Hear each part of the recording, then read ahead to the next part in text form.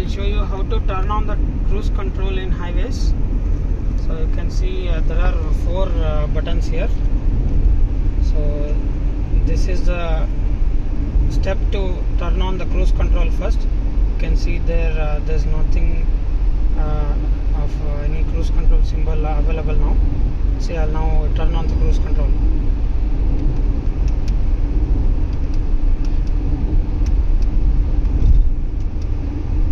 There is a green color symbol now, right? So that is a cruise on basically. Now if you want to increase the speed, just have to click on the plus button here. If you want to decrease the speed, press on the minus button. Plus increase, decrease.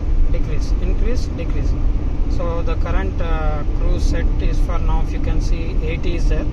Now I will click on plus. Now it will increase. See, I clicked on plus, it is increasing. 82, 81, 82. Now 82 is there. Now I will press again. I have pressed it again. See, 83, 84. I will press it now again. See, 84 to 85, 86. Now I will decrease. See, 86 to 84 now, 83.